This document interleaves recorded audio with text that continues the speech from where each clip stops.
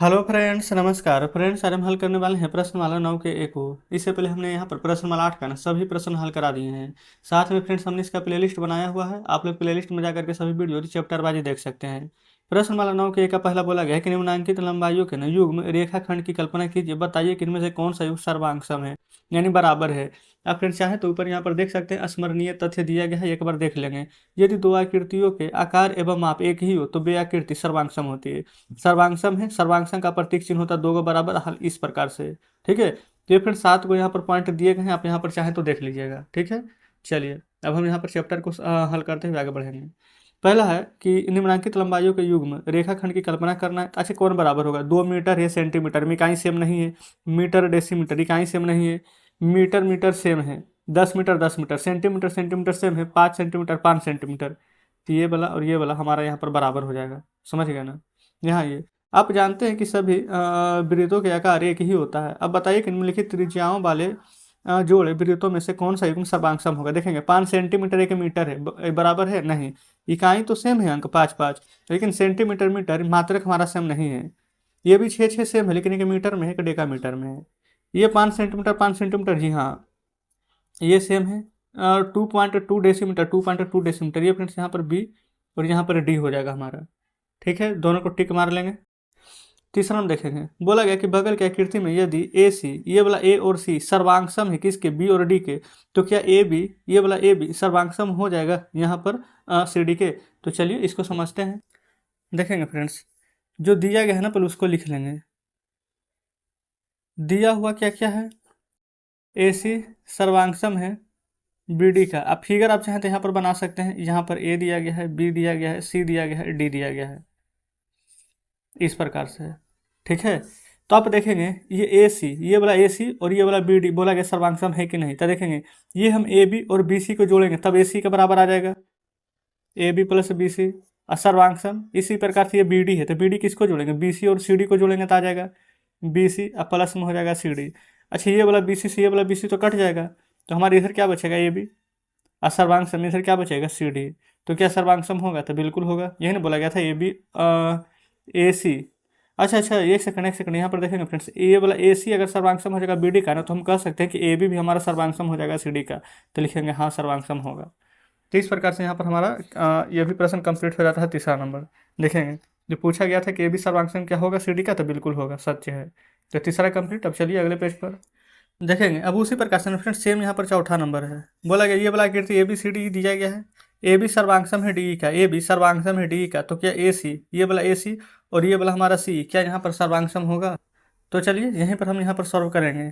सबसे पहले जो दिया गया है बी सी और सी डी यहाँ पर दिया गया है, तो हम यहाँ पर ना डायरेक्ट लिख लेते हैं ये वाला बी सी सर्वांगसम सी डी, बी सी सर्वांगसम सी डी। ठीक है, फिर उसके बाद में देखेंगे ए बी सर्वांगसम डी ई, ए बी सर्वांगसम डी ई। इसको आप समीकरण एक, इसको आप यहाँ पर समीकरण दो मान लेंगे। ठीक है, अब हम समीकरण एक और समीकरण दो को जोड़ देंगे, तब ना पता चलेगा ये वाला होगा कि नहीं। लिखेंगे समीकरण एक तथा दो को जोड़ने पर। ठीक है, अच्छा इन दोनों को जोड़ेंगे कैसे? यहाँ देखेंगे ये वाला बी सी ये वाला ए बी, इधर वाला को साइड को जोड़िए, B C plus A B सर्वांगसम। अब इधर वाला साइड को जोड़ेंगे सी डी प्लस डी को। ठीक है, अब देखेंगे फ्रेंड्स यहाँ पर बी सी और ए बी कहाँ है? ये देखेंगे बी सी है ना, ये वाला बी सी और ये वाला ए बी जुट जाएगा, बी सी और ए बी, तो इसको जोड़ करके ए से सी तक लिख सकते हैं ए सी सर्वांगसम। सी डी और डी, ये सी डी और ये वाला डी ई, इन दोनों को जोड़ करके हम सी और ई लिख सकते हैं, बिल्कुल लिख सकते हैं सी। अब बताइए ए सी सर्वांगसम सी ई क्या लाना था? ए सी सर्वांगसम सी क्या होगा? बिल्कुल होगा। तो जस्ट इस प्रकार से हमारे यहाँ पर चौथा नंबर प्रश्न सॉल्व हो जाता है। आगे आएंगे पाँचवा पर। बोला गया ना कि बगल की आकृति, ये देखेंगे यही वाला आकृति फ्रेंड्स यहाँ पर दिया गया है। तो बोला गया इस आकृति में बी ए डी, ये बी ए और डी, ठीक है, सर्वांगसम सी ए, ये सी ए ई है। तो बताना है कि कौन बी ए सी के सर्वांगसम कौन? ये वाला बी ए सी, इसके सर्वांगसम कौन? ये तो फ्रेंड्स डायरेक्ट पता चल जाएगा। ये वाला देखेंगे जैसे यहाँ पर बी ए सी है ना, बी ए सी, तो उसी प्रकार से यहाँ पर आ जाएगा ई ए डी, बी ए सी इधर से तो ई ए डी इधर से आ जाएगा। आप चाहें तो पूरा का पूरा लिख करके बना सकते हैं। ठीक है, देखेंगे जो दिया गया है जो लिखेंगे, लिखेंगे कौन बी ए डी सर्वांगसम कौन सी ए ई, ये दिया गया है तो लिख लेंगे दिया है। ठीक है ना।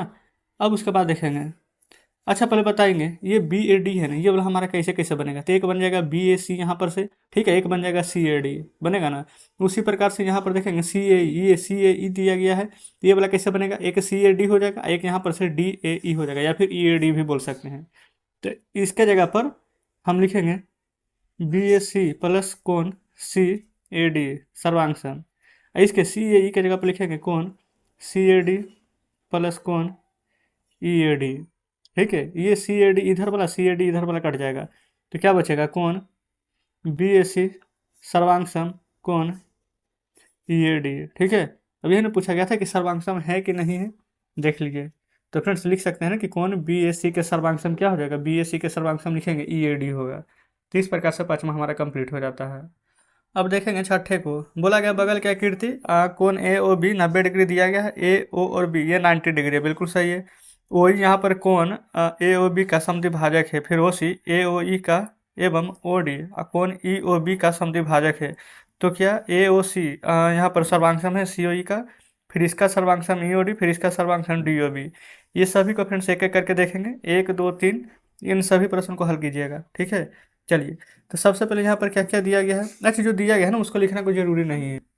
तो सबसे पहले इधर देखेंगे ए ओ बी कहाँ है, ये रहा हमारा फ्रेंड्स ए ओ बी, ये फ्रेंड्स 90 डिग्री यहाँ पर है। फिर देखेंगे यहाँ पर ए ओ बी का समद्विभाजक ए ओ बी, इसका समद्विभाजक क्या है, ये वाला ई जो बीचों बीच यहाँ पर कर रहा है, ए ओ ई है, ए ओ ई इसका समद्विभाजक यहाँ पर सी है। उसी प्रकार से ई ओ बी में इसका समद्विभाजक यहाँ पर डी है, ठीक है इतना। तो देखेंगे ये फ्रेंड्स ये 90 डिग्री है, तो ये 45 डिग्री हो जाएगा, इसका आधा ये 22.5 डिग्री, और इसका आधा 90 का आधा ये वाला हो जाएगा 45, जब से 45 का भी आधा करेंगे तो ये भी हो जाएगा 22.5 डिग्री। तो यहाँ पर छठा का पहला नंबर में ऐसे लिख सकते हैं आप, कोण ए ओ ई बराबर कोण ई ओ बी बराबर 45 डिग्री। देखेंगे ए ओ ई ये वाला आधा है 45, और नीचे ए ई ओ बी ये भी हो जाएगा यहाँ पर 45, ठीक है। अच्छा इसका समद्विभाजक, इन दोनों को समद्विभाजक कौन कर रहा है, ओ ई। तो यहाँ लिख सकते हैं कि चूंकि ओ ई कोण ए ओ बी का समद्विभाजक है, जहाँ पर ए ओ बी कितना है 90 डिग्री, लिख देंगे जहाँ कोण ए ओ बी बराबर 90 डिग्री हो जाएगा, ठीक है। आप कहेंगे बिल्कुल सही है, तो फिर लिखेंगे अतः कोण, देखेंगे हमारा कौन कौन सा कोण यहाँ पर दिया हुआ था, एक तो हो जाएगा ई, ये वाला देखेंगे ई ओ बी हो जाएगा, और एक हो जाएगा यहाँ पर हमारा ए ओ ई। तो लिखेंगे कोण ए ओ ई, ये हमारा सर्वांगसम हो जाएगा कोण ई ओ बी का। तो हम यहाँ लिखेंगे कोण ए ओ सी प्लस कोण सी ओ ई, सर्वांगसम हो जाएगा E O D plus D O B का। देखेंगे ये कैसे होगा, ये वाला फ्रेंड्स हमारा ए ओ सी ये वाला, ठीक है, और सी ओ ई ये, इन दोनों को हम ऐड करेंगे।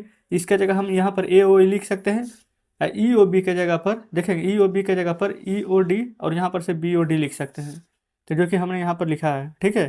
तो लिखेंगे चूँकि ओ सी कोण ए ओ ई का एवं जो ओ डी है वो कोण ई ओ बी का समद्विभाजक है। अगर समद्विभाजक है तो हमारा यहाँ पर कोण ए ओ सी सर्वांगसम हो जाएगा कोण सी ओ ई, सर्वांगसम हो जाएगा ई ओ डी, और सर्वांगसम हो जाएगा यहाँ पर कोण डी ओ बी का। तो इस प्रकार से फ्रेंड्स यहाँ पर हमने प्रूव करा दिए हैं। तो देखेंगे हमारा पहला नंबर प्रश्न यहाँ पर कंप्लीट हो जाता है। चलिए आगे देखेंगे दूसरे को। दूसरा नंबर में बोला गया ना यहाँ पर ए ओ ई सर्वांगसम हो जाएगा ई ओ बी का।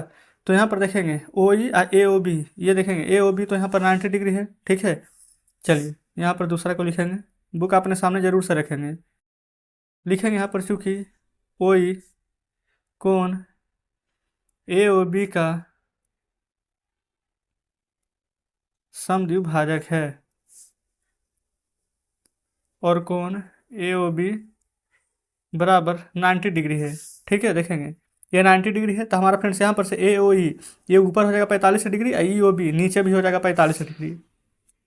ततः कोण ए ओ ई बराबर कोण ई ओ बी बराबर 45 डिग्री, ठीक है। यही आंसर आ जाएगा, नहीं तो आप ऐसे भी लिख सकते हैं कि कोण ए ओ ई सर्वांगसम हो जाएगा कोण ईओबी का। तो हमारा दूसरा नंबर भी कंप्लीट हो जाता है। चलिए तीसरा पर देखेंगे। बोला गया यहाँ पर कोण एओडी सर्वांगसम हो जाएगा सीओबी का। देखेंगे एओडी सर्वांगसम बोला गया, सीओबी का कैसे होगा तो देखेंगे यहाँ पर। यार अभी तो चल रहा था, एक सेकंड। ठीक है, अब यहाँ पर लिखेंगे ना, चूंकि कोण एओई सर्वांगसम हो जाएगा कोण ईओबी के। ठीक है, तो यहाँ पर ऐसे करके लिखेंगे कोण एओसी सर्वांगसम हो जाएगा कोण सीओई के, सर्वांगसम हो जाएगा कोण ईओडी के, और सर्वांगसम हो जाएगा कोण डीओबी के। अतः आप कह सकते हैं कि कोण एओडी सर्वांगसम हो जाएगा कोण सीओबी के। तो इसमें फ्रेंड्स बस यहाँ पर इतना ही करना था, देखेंगे। ठीक है, हमारा ये वाला पूरा का पूरा प्रश्न कंप्लीट हो गया। समझिए कि सर्वांगसम तो पूरा हम पहले नंबर में ही पूरा करवा दिए थे। ठीक है ना। तो अब हम चलते हैं 7वें नंबर प्रश्न पर। देखेंगे 7वां नंबर प्रश्न आपके सामने है। बोला गया कि निम्नलिखित वर्ग युग्म में से कौन सा वर्ग युग्म सर्वांगसम है। एक 3 है, एक 4 सेंटीमीटर है, बराबर नहीं। ये भी 5 सेंटीमीटर, ये भी 5 सेंटीमीटर, यही है। ये तो अलग अलग है। इधर आएंगे 8वां में 3 सेंटीमीटर 4 सेंटीमीटर, इधर भी 3 इधर भी 4, बिल्कुल है। देखेंगे ये फ्रेंड्स, अगर इधर 3 सेंटीमीटर है तो इधर भी 3 सेंटीमीटर होगा, इधर 4 है तो ऊपर भी 4, क्योंकि आयत का ना आमने सामने का भुजा बराबर होता है, इसलिए इसमें आएंगे। ये 2 सेंटीमीटर है, अच्छा ये भी 2 सेंटीमीटर है, लेकिन ये 4 सेंटीमीटर, लेकिन ये 4 से देखेंगे ज़्यादा है ना। इधर देखेंगे 4.2 है, 4.2 है, 2.5 इधर 3 है, तो बराबर नहीं होगा। तो इस प्रकार से फ्रेंड्स 8वां नंबर भी कंप्लीट हो जाता है। अब आगे देखेंगे, शेष कोई भी प्रश्न नहीं दिया गया है। ठीक है ना। तो इस प्रकार से फ्रेंड्स आप कह सकते हैं कि हमने यहाँ पर प्रश्नमाला 9 का एक आना सभी प्रश्न यहाँ पर सॉल्व करवा दिए हैं। कमेंट बॉक्स में जरूर से बताएंगे कि आज का सेशन आपको कैसा लगा। वीडियो अच्छी लगी हो तो वीडियो को लाइक और चैनल को सब्सक्राइब कर दीजिएगा। कुछ भी कहना हो तो कमेंट बॉक्स में बताइएगा। तो ठीक है फ्रेंड्स, मिलते हैं आपसे कल नेक्स्ट वीडियो में नेक्स्ट चैप्टर के साथ।